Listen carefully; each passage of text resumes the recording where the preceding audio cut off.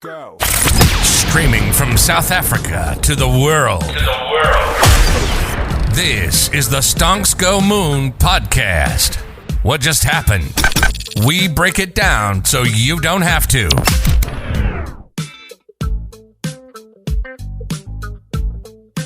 Welcome everyone to the Stonks Go Moon podcast. My guest today, very special guest, goes by the name of Madeira, and he is the founder of Matr1x. That's Matr1x,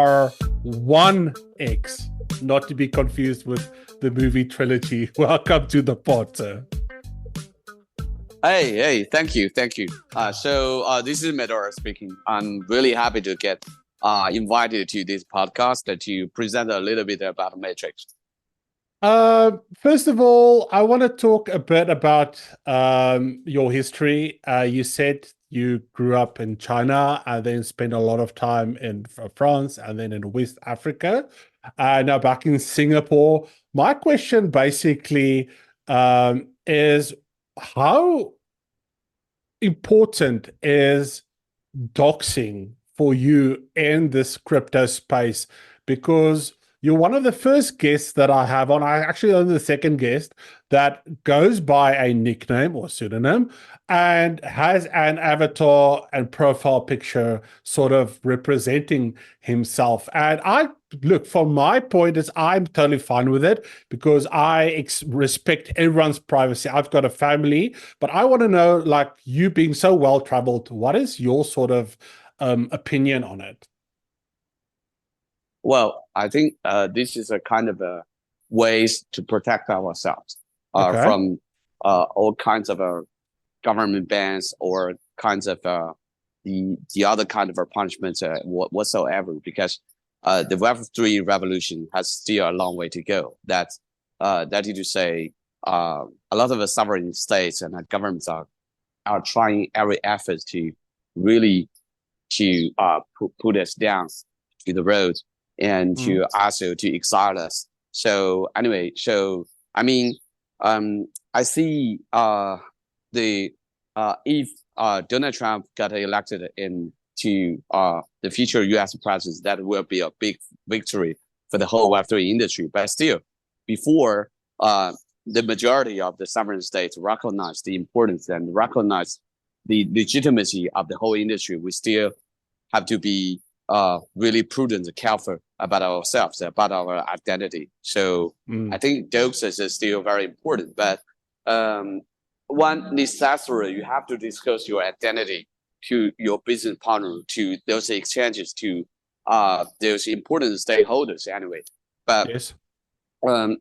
But still, I mean, if you are in our industry, you are no longer doxed because you have to liaise with those business partners, right? So you have to liaise with the different kinds of stakeholders. But anyway, for the dox is only a way of prudence to protect us from those people outside of our industry. And also, we have to be extremely careful in that most of the sovereign governments, they are running into deficits in terms of their public finance. So the majority of those governments, they really would like to seize your assets or whatever you are. So the crypto assets are essentially the targets of those kind of seizures of this kind of governmental operations. So you have to be very careful about that. Very, very interesting. Let's talk about some of those assets. I said this week people are sleeping on Web3 gaming. It's not as hot as it could be right now, but I don't think it's right now. I think it's the future. I read value currently at something like 2.3, 2.4 billion. And it's going to be in like 53 billion US in the year 2027. So it's a space that is projected with hyper growth, something like 50% compounded. I mean, that's a really an exciting space to be in.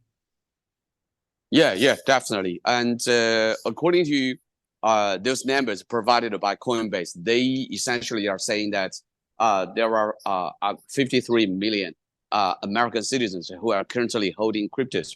But Federal Reserve, in fact, they are also conducting a survey last year. I think it's last October. Federal Reserve essentially said that the numbers provided by Coinbase is not exact, but they still admitted that there should be at least 18 million US citizens who are holding cryptos. So anyway, it's about 20 million votes, right? So why does such a hostile government of the current democratic government in the United States, why such a hostile SEC chairman, Gensler, he is still voting for the Bitcoin ETF and even Ethereum ETF? Because currently, at least the pro-crypto holders, that they are holding 20 million votes, which is extremely important in deciding, in voting for the future US president. So, I mean, this is a very huge power. So you can see the penetration. So I think 4 years ago, no any presidential candidate would ever talk about crypto. But nowadays, they are publicly advocating for cryptos. And Donald Trump has even saying that he is receiving all kinds of donations in terms of crypto. So crypto industry is currently already donating, I think there's very close to 100 million US dollars already to Donald Trump. So even democratic government, they have to admit that really crypto is gaining influence. So they have to yield for the crypto industry. They have to admit for the success of the ETFs. So, I mean, this is the power of the whole Web3 industry. This is going to be a huge revolution. So the whole society across the world going to be restructured into a decentralized way other than centralized way. So this is going to be a revolution over years, over the next 10 to 20 years, which could be huge. It kind of shows you how important people and gamers value owning their assets in a game, right? Yeah, definitely. And I think that what is the biggest pity is in that even though those gamers, that users, they cherish a lot, they love a lot of some certain games, but they cannot decide, they cannot participate in the governance of a certain game episode. For example, like a World of Warcraft. So many people all over the world love this game, but they cannot decide which heroes is going to survive, which heroes is going to be a villain in the future, right? So it's only Blizzard who decide who is going to be a future hero, who is going to be turned into a villain. And sometimes it's totally out of logic, but that really happens. So that really drives the anger out of the people. But how could you dare to such things that is turn my heroes into villains? But it's the gaming developer, they say, okay, I just did that. So how what can you do? So this is the kind of Web2 things that you just say, okay, the games, normally you have so many stakeholders, you have so many huge community, so many gamers, however, they cannot say anything about the gaming development going forward into the future. So, I mean, why not say, okay, all of the things have to be restructured into a decentralized way, driven by the community, driven by the creator economy, that you say, not only those asset ownership that would belong to those gamers other than just decided solely by the developer themselves, but also the content creation, not only the new map, new dungeons, new gameplay, but also the new characters, the new world view stories had to be decided by all of the community rather than just the developer themselves. Just imagine why Vitalik Buterin just contributed, just delved into the Web3 industry, right? He's unsatisfied. Rumors said that because he's unsatisfied with the data setting of certain heroes in the world of Warcraft, right? So that's why he said, okay, we should make a world computer, but in a decentralized manner, right? So that's why he founded Ethereum years ago. So it's also because of gaming. It's crazy. You guys got the #1 gaming app on Polygon. Is that still the case? Yeah, still the case. How do you? Well, congratulations, huh? And I think #2 across all the other chains. How did you manage that? Well, I think this is simple because from the very beginning, from 3 years ago, when our strategic investor, Hana Financial Group, which is one of the largest financial conglomerates, financial groups in Korea.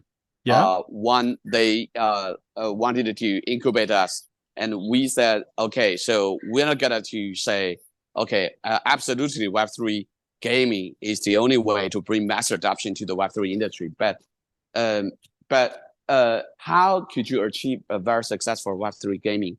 So we said 3 years ago that the successful Web3 games should be also a successful game in the Web2 world. So Web3 blockchain technology is kind of an accelerator, or multiplicator. So this one could really multiply your initial outcomes. But if your initial outcome is just a zero in the Web2 world, your final outcome would also be zero. So that is to say, you do have to abide by certain business logics, rationals, in order to be a successful, even in the Web3 industry. The Web3 industry is not just about token sales. It's not just about pump and down. It's more about business rationale. So currently, you are going to see that so many projects they are pumping and dumping their tokens. So their only business model is just about to sell their tokens, right? So other than token sales, they don't have any business model. They don't have any cash flow. There's so nothing else. This is yes, exactly. There's nothing else. This is a very serious issue. So I mean, for gaming, so we set it ourselves 3 years ago in saying that, okay, so many people, what is the closest games? What is the most popular games, but closest to the Web3 industry ecosystem in the Web2 world? So we bet it is CSGO, CS2. Why is that? Because it has a very large market with very huge transaction volumes, or $40 billion US per year, for all kinds of skin trading. So which is very much similar to that of NFT trading, right? So if you just change all of those items, all of the skin trading into NFT trading, that is essentially already a Web3 games. So we're saying, okay, if we could replicate the business model of CSGO, CS2, it's very easy to convince those people in the CSGO system, ecosystem, to migrate to the Matrix ecosystem. So no need for us. We don't really have to allocate people. We don't have to allocate the market, because the CSGO business model is already there. So everyone could understand extremely easily the Matrix ecosystem and Matrix business model. So this is the first one. And the second one lies in that so many people love CSGO and CS2 are all over the world, but there's simply no mobile version of CSGO. And Valorant, Riot also said that they are going to launch a mobile version of Valorant, but it would take years.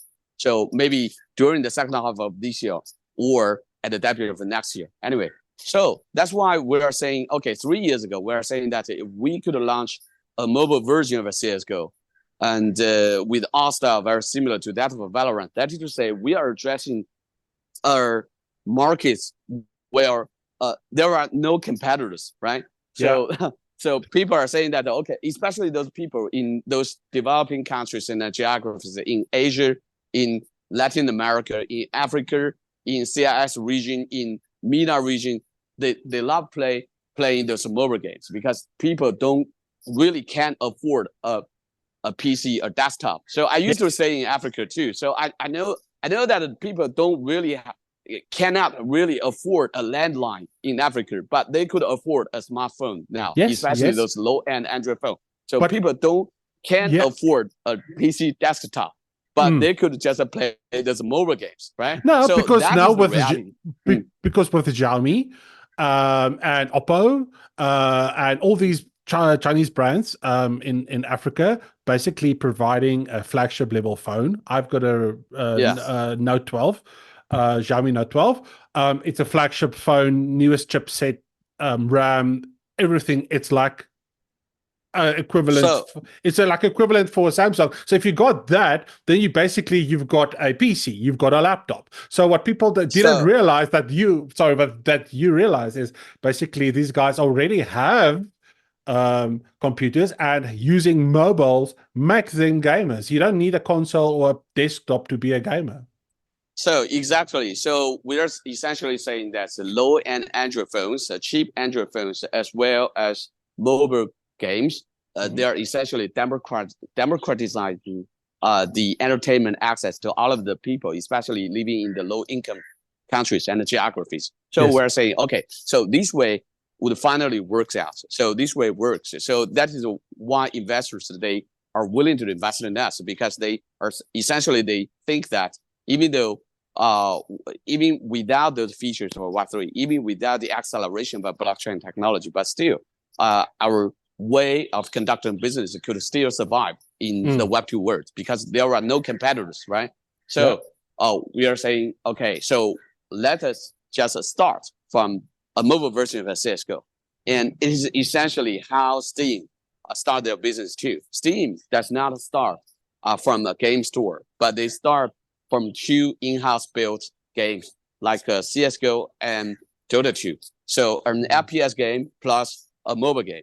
So currently, we're essentially saying that, okay, we're going to be a Web3 Steam, a Web3 Tencent too. So we're going to develop the in-house games and also distribute the third-party games for partners too. We are going to distribute a lot of games, but we start from CSGO like game. We start from Matr1x Fire, a mobile FPS game, and then we will have a battle royale game, Matrix Battle, and also we are going to distribute for our third-party partners a card game called Castile, and also a mobile game called Evermoon. So essentially, we're going to launch 4 games in our pipeline until the end of this year. And going forward into next year, every year we're committed to delivering at least two games, not only from in-house but also from third-party partners.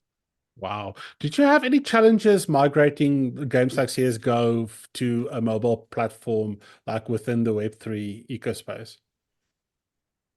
Well, most of our seed investors, seed users are from the Steppen community, and they are in the meantime also CSGO players, and they got to understand very deeply, very well those CSGO business model. Like just 3 weeks ago, one of the most legendary weapon skins called the Thunder Judgment was just sold around $120,000. Yes, so one day before the legendary skin sold in the CS2 for $1 million.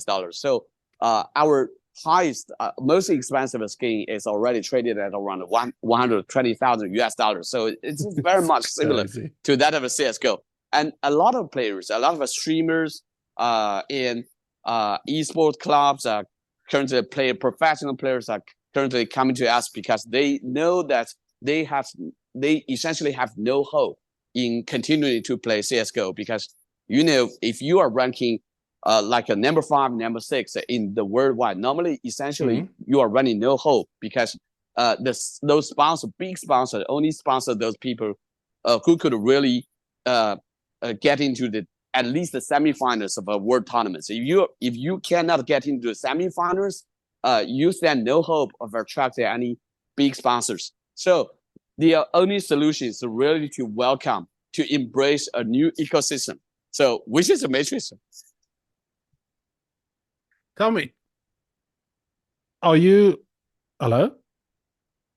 Yeah. I thought I lost you. Wow. I wanted to ask you about, you talking about sponsorships and the stuff. I mean, esports is getting huge. There's events in Hong Kong and Dubai. Do you see something similar happening for the Web3 gaming space? Yeah, definitely. Because esport tournaments is also very difficult to achieve, because you are not necessarily sustainable to host these kind of esport tournaments. And some of our competitors are arguing that our tournaments cannot be sustainable because we have to spend our own money in supporting these kind of tournaments. But I have to tell you that as we are the first player in the Web3 industry to start this kind of a series of esport tournaments, and we got very solid data in that. Several months ago, during the Hong Kong Web3 Festival, the grand final of our Matr1x Fire Asian Masters was hosted in an open stage of that Web3 festival. Just the venue very close to where Vitalik Buterin delivered his speech, Yeah. we successfully attracted up to 1.6 million live viewers. 1.6 Wow. million live viewers. Live. Plus, Live. live. Record-breaking number since ever Twitter launched its live streaming services. Plus, Yeah. 280,000 replay viewers. So that is for the grand final. But for the qualifiers, we have some other Crazy. like 300,000 live viewers. So essentially, from qualifiers to the final, we got accumulatively more than 2 million viewers. Most of them are live viewers.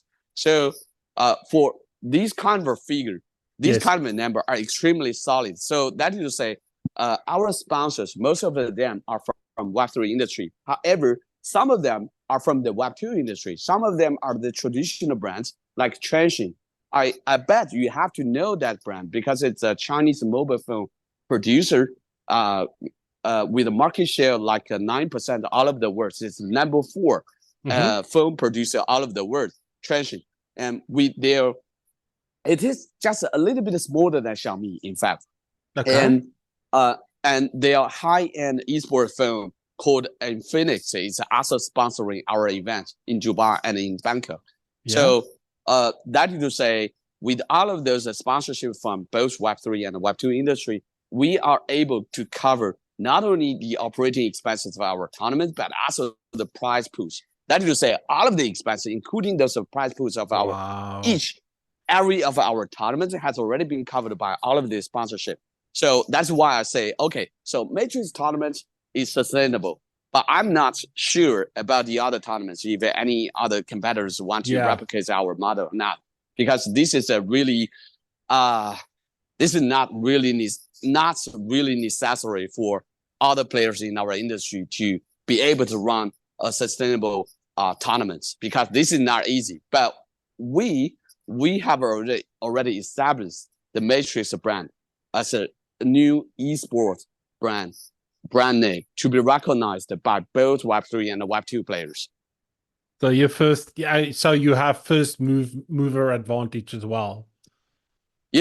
First mover advantage, extremely important. So I always said that, okay, if you want me to replicate the past success of Matr1x now, I think it's almost impossible, because we are incubating our project at the right timing, at the bear market. We attracted those investors, and we are building our project since the bear market.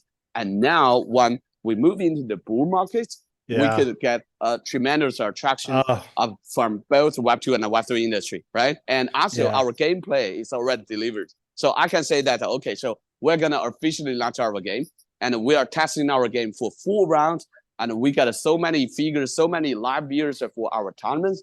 So it's only in this case, those kind of people, those kind of markets will continue to support you with very good valuation. Otherwise, you can't be so successful.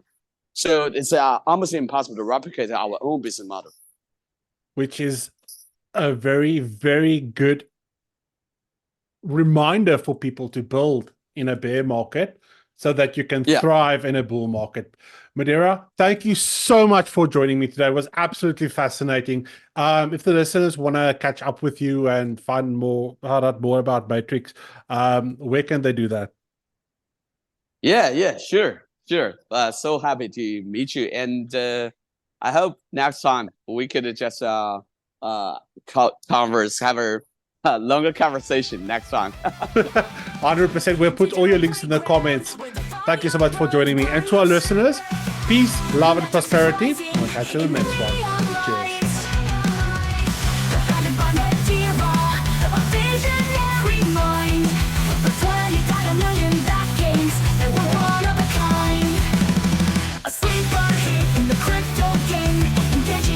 So we'll never been game on Android and iOS, the battle song. Million lords strong, but the game's spawn.